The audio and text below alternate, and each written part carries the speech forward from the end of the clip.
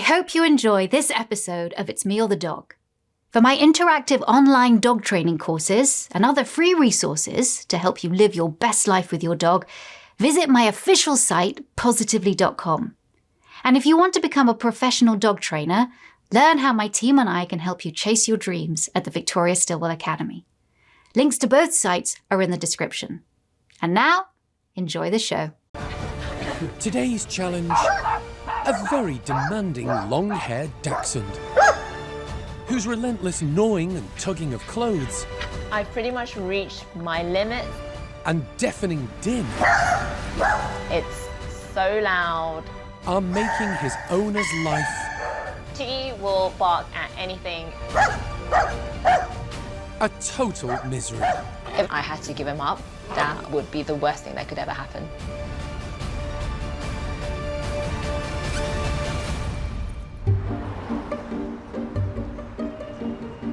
In busy South London, 34-year-old Amy shares her flat with Tiggy, a 15-month-old long-haired Dachshund.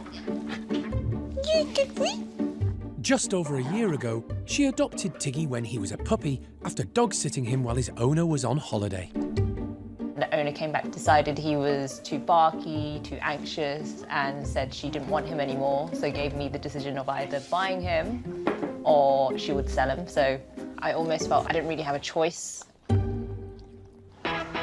And that's when Amy's problems began. Tearaway Tiggy can't stop making a big noise in the local community. He'll bark at the air, he'll bark at anything that looks a bit suspicious. Half the time he's just barking at something and I don't even know what it is, don't even know how to manage it. And this demanding Dachshund isn't just a handful when they hit the streets. He's a real menace back home too. When I have a visitor in this flat, he will bite onto their clothes, literally won't let go. He sees new people as a giant chew toy, so he just constantly just chew at them. Getting Tiggy turned Amy's life upside down. I've pretty much adjusted my whole life for him. I've changed my job, I've moved closer to home. I was much more outgoing, much more independent, and I was definitely going on a lot more holidays. So I think I've had to sort of sacrifice areas of my life to accommodate him. And she's made substantial efforts to change his rambunctious ways. No, Tiggy, no! I've tried so many trainers, so many behaviourists. I've pretty much reached my limits. If I had to give him up, that would be the worst thing that could ever happen.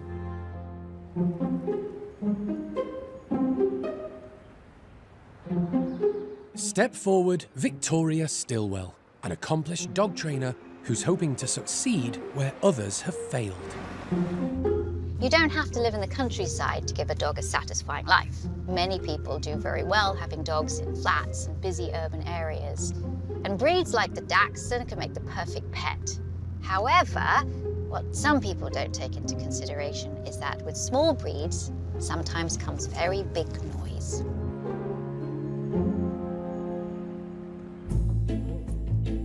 Originally bred for hunting, the Dachshund's high stamina and low profile made it ideal for chasing animals down burrows. What they lack in stature, they more than make up for in personality, intelligence, and loyalty. Dachshunds are normally devoted companions, but if not well socialized at an early age, their boundless energy can manifest in willful behavior and noisy barking.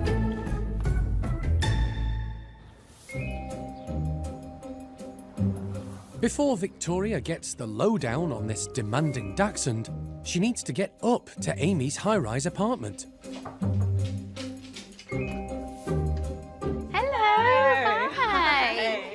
Hello, you. Nice to meet you. I'm Victoria, and this is Tiggy. Tiggy. All right. Hello. Okay, so, hi. Excitable Tiggy has a most unsavoury way of greeting guests. Oh, he's doing humping. He does Interesting. humpies. Okay. The next big thing is jumping and tugging at clothes for any new visitors. Oh. So, and that's a really big issue, indoors especially.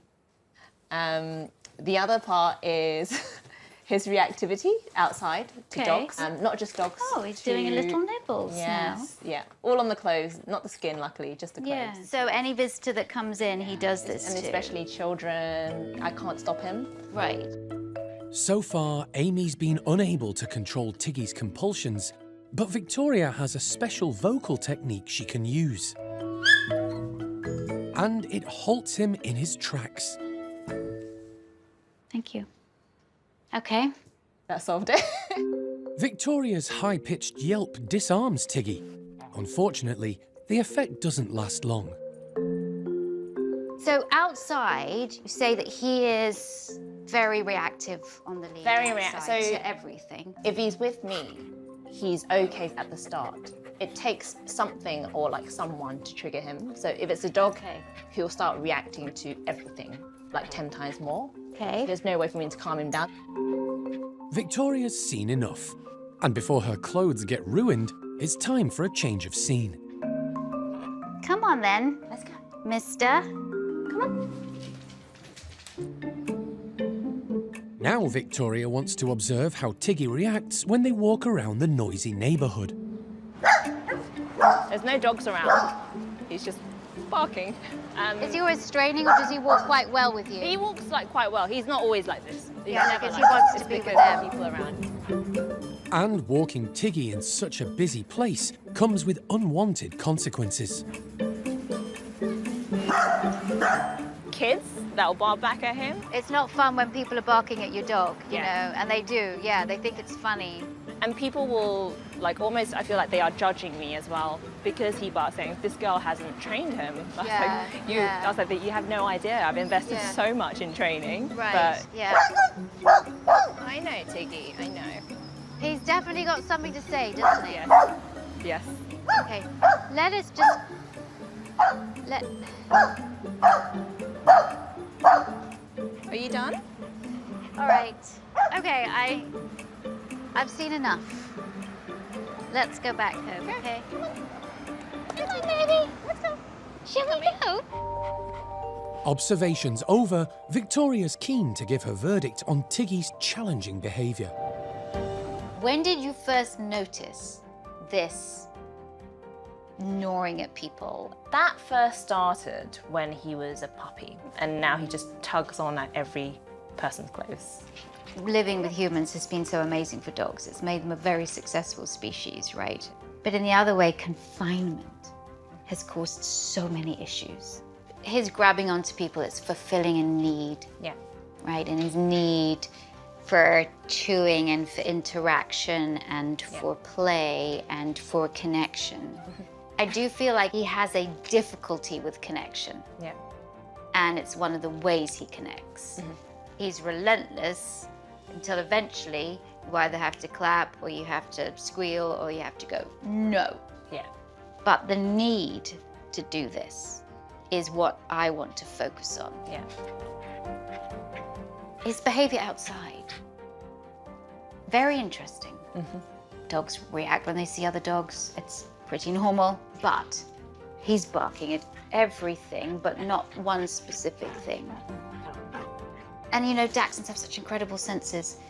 They're very sensitive. But I also think there's frustration in it too. He's barking. And so there's that mixture Yeah. of a bit of overwhelm, and I'm frustrated. But I stop behaviors by adding other behaviors. Yeah. And that's what we need to do for him. Because all of that energy's got to go somewhere, but we have to give him outlets. Yeah. All right? Hopefully I'll give you some tips on how to, you know, how to make him a bit more comfortable and less frustrated outside. Great. Okay? Thank you. And I know you'll do the work because you've done a lot of work already, which is good. The moment where she sort of like squealed and he sort of like stood in shock, that was quite interesting because I don't think I've ever seen anyone like do that before. So I'm curious to see like what else she might do or what other interesting things that she might have that I've never come across. I think Tiggy finds this environment really overwhelming, and continual exposure to it is not helping him. I think this is going to be a really difficult case.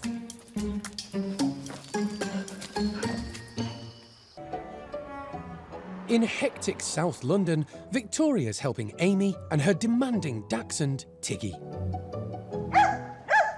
She wants to make their walkies a much less stressful experience, and a peaceful tree-lined street a short distance from the hustle and bustle of their home turf makes the perfect place to start.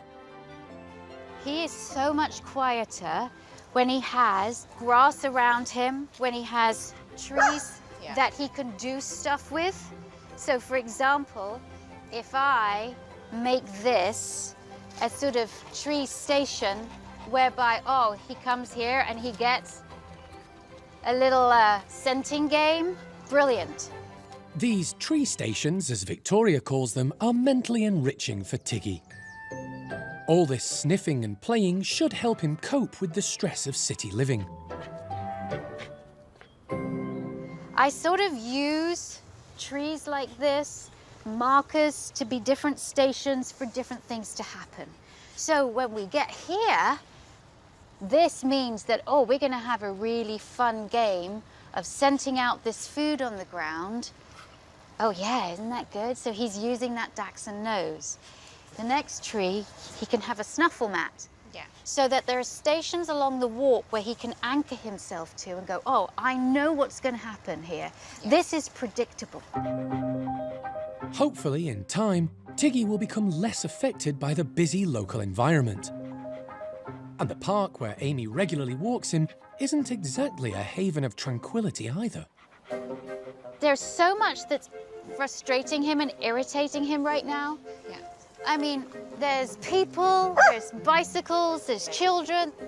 This dog needs to... Do you want to move to the countryside? If only. What's happening with this exposure is the fact that he's getting triggered again and again and again and again and again. It's called trigger stacking. You have a dog who you cannot let up for 1 second when you're outside, and it is exhausting. Yeah. But it's also exhausting for him. Yes. So I think he needs less exercise. Yeah. Okay. And I don't think you need to be bringing him out here twice a day. Fewer walks may seem counterintuitive, but a trek in the park isn't the only way to get exercise and enrichment. Learning new skills, doing scent games and food puzzles all give dogs a mental workout that can make them feel equally as enriched as the noisy outdoor alternative. So if things get hairy, don't be afraid to switch it up and let your four-legged friend burn off steam in a way that's comfortable for them. Fewer walks are Victoria's answer to Tiggy's outdoor issues, and she also has ideas to help divert him from his problem with visitors' clothing. You don't have many visitors around here, so when you do have visitors around, oh my gosh, the best thing since sliced bread, and they are perfect chew toys. They're fabulous to play with, and he doesn't know when to stop. So, a couple of tips for you. When you know you're going to have somebody around, then do some sort of brain games with him before they come. Yeah. So I want to just show you the cup game. So this really tests the dog's cognitive skill and, again, gets them thinking. So all I'm going to do is I'm going to put a treat under this cup, and I want him to work out how to get the treat out. Let's see if he can do it again. Oh, you are so good. Look at that. I know it. Ew. All right. With Tiggy knowing there's a treat in it for him, the game can begin. I'm going to put 2 cups down. And I'm going to put a treat under there.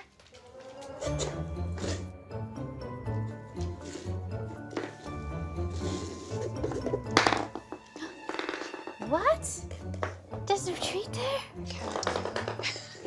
What happened? No? Where'd it go? Oh, there it is. Okay. Getting Tiggy to figure out which cup holds the treat engages his brain and expends lots of energy. Playing this game before guests arrive should help make him more relaxed when they eventually turn up. Figure it out. Ah, well done. Demo over, it's time for Amy to practice the cup game with Tiggy. Okay, so you're going to give him a very clear cue. To stay in charge and help control Tiggy's impulses, Amy has to give him a cue to find the treat. All right, go. Tiggy, find it. Find it. Come on, find it. There you go. Yeah, tell him that's what you want to do. Find it. Just tell him once and don't help him unless it goes underneath. boy. You got it. Good boy. So this is one of the games you can make it harder and harder and harder and harder and harder. You can add more cups. You can start hiding them around. Yeah. So then you send him on a treasure hunt. So he really has to go find this, okay? Yes. That's a really great game. This happens before your guests come. Yeah. It's not Victoria's only idea for keeping Tiggy's mind occupied when Amy's friends visit. Crunchies, crunchies, squeakies. Oh. A new noisy toy makes for a fun-filled distraction. I don't want to rile him up too much when you've got people here, so no real vigorous games. But you can make it a bit more interesting. And that shaking's fine. Yeah. I'd rather he do that on that rather than on somebody's Yeah. legs. So why don't you have a play with him? Oh, yeah, I know, Mum. Let him have it again. Let him win. Yes, we want him to be successful. Good boy.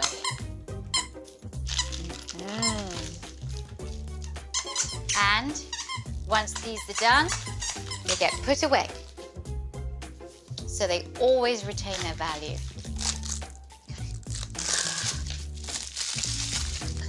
While Amy gives the game another go, Victoria tests Tiggy by pretending to be a house guest. I'm going to sit on your sofa because last time I sat on the sofa and he wouldn't let me sit on the sofa without humping me. Here we go. Use that toy. Good. Well done. Now Victoria wants to see if Tiggy is tempted to tug on her sleeve. Now I'm being really bad. I'm going to flap this. You just play with him. That's much better. Good. Well done. And from now on, I want all of the play to happen down there. No play to happen up here. Yeah. This is not playtime, right? Yeah. And then when you're done and you're tired and you just want to be with your guests, he can have a little bit of rest time in his crate with a toy there that he can chew on. And then he'll sleep a bit and you'll have a much better time with your guests. Okay? Yeah. Training over, there's time for some final words of encouragement from Victoria. When I first came here and saw what Tiggy did outside, I was truly worried for him. And for you, because you live in an urban environment. Very busy, lots of people, lots of dogs, lots of noise, lots of cars, lots of action, and it's overwhelming for him. So, I've given you some ways on how to cope with it outside. Reduce the amount of walks he goes on, so there's not that repeated exposure, because I think that's why he's barking so much. Indoors, that energy that he has and that excitement when people come around has to go somewhere. That's why got to keep him engaged.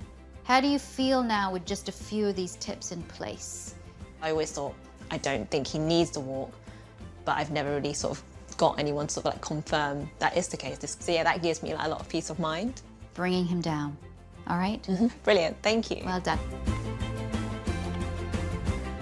It's just nice to have like just additional information that I could, or like tips that I could use along that street. I think it will definitely help me sort of manage that behaviour a lot more. I'm really grateful for the help she's given me today.